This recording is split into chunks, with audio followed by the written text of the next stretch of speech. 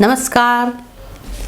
Stress को दूर भगाने के लिए एक उपाय आप ज़रूर करें। हंसना जीवन में ज़रूरी है।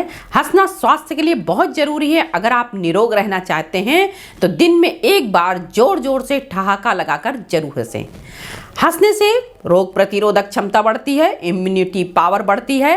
हंसने से शरीर तनाव रहित हो जाता है, टेंशन मुक्त हो जाता है।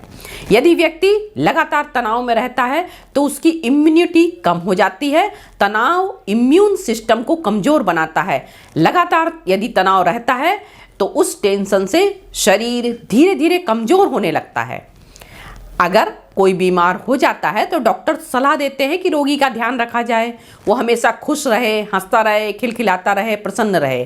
क्यों? हंसने से बीमारी जल्दी ठीक हो जाती है। जब हम हंसते हैं तो रोगों से लड़ने की हमारी क्षमता में वृद्धि हो जाती है।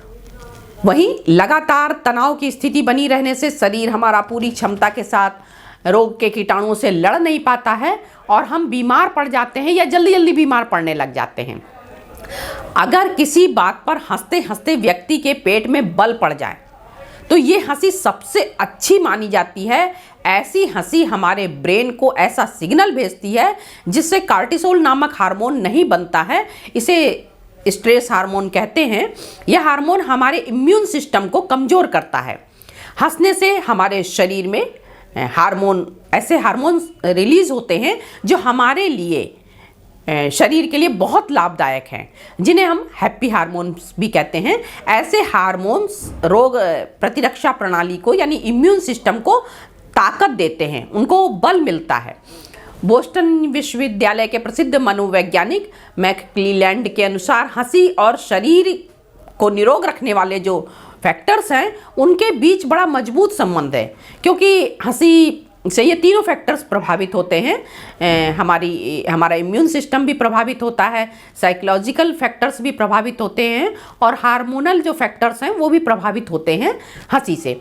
अमेरिका में स्थित लोमा लिंडा यूनिवर्सिटी के स्कूल ऑफ मेडिसिन के प्रोफेसर ली बर्क ने हंसी के दौरान मनुष्य के हार्मोन पर जो इफ़ेक्ट पड़ता है, वाइट ब्लड सेल्स पर जो इफ़ेक्ट पड़ता है, जो परिवर्तन होते हैं, उनका अध्ययन किया और उन्होंने इस सिद्धांत का समर्थन किया कि तीनों प्रकार की हंसी, चाहे वो मधुर मुस्कान हो, हल्की हंसी हो या अट्टहास हो, शरीर के लिए बहुत लाभदायक है, क्योंकि इससे एपिनेफ्रीन और कार्टिसोल शरीर में नहीं पनप पाते हैं और ये दोनों ही हार्मोन शरीर को नुकसान पहुंचाते हैं।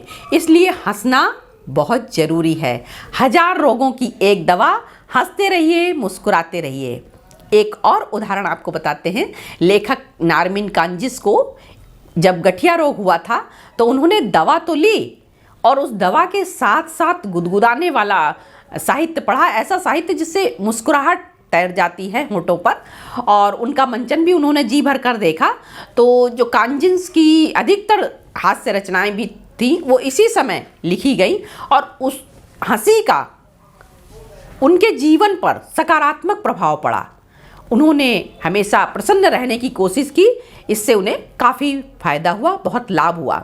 तो हम यदि हमेशा प्रसन्न रहना चाहते हैं तो हमको एक काम और करना पड़ेगा। अंदर से खुश रहना चाहते हैं तो थोड़ी देर हमें प्रकृति के साथ जरूर बैठना होगा। थोड़ा समय प्रकृति के साथ अवश्य बिताएं। प्रकृति से निकटता व्यक्ति के मन में प्रसन्नता का संचार करती है। तरोताजा हवा जब शरीर को स्पर्श करती है, सुंदर सुंदर दृश्य, हरियाली जब हम देखते हैं तो हमारे होठों पर मधुर मुस्कान तैरने लगती है और उसका मन पर सकारात्मक प्रभाव पड़ता है। हमारा मन सकारात्मकता से भर जाता है, अंदर से हम प्रसन्न हो जाते हैं। इसलिए हंसते रहिए, मुस्कुराते रहिए, प्रकृति के सानिध्य में जाते रहिए, स्वस्थ रहिए, प्रसन्न रहिए। धन्यवाद।